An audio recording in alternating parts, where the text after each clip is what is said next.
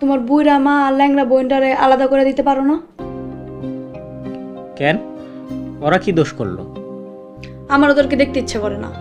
তোমার पुलिस ने पूछा कि तुमने मम्मी आपा को तो नफरत में मार दिया, तुमने अपनी बहन और नानी को क्यों किया मारा?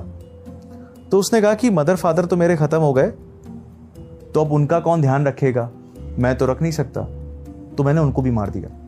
अरे अब ये चीज हम ऐसे बात कर रहे हैं, इमेजिन करिए जो इन्वेस्टिगेटिंग ऑफिसर सुन रहा है, उस समय जो माहौल है वो कितना इंटेंस होगा। अब जब ये चीज हुई उसके बाद उसने दूसरी कहानी बताना शुरू किया। तो उसने दूसरा एंगल जो बताया वो पैरानॉर्मल साइड था। अब उस साइड को समझने के लिए पहले चलते हैं पूरी उसकी हिस्ट्री को समझते हैं कैडल की, कि कहां से आया। क्योंकि कैडल ने जो नाम लिया था वो था एस्ट्रल प्रोजेक्शन का।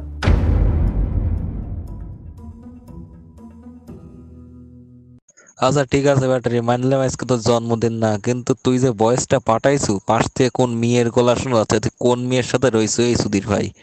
তুই বলে বেকআপ হয়ে গেছে তোর, মাগিবাজি বাদ দিস নে হনগুদ মারানি। বলিউড রেভেঞ্জার বাড়া।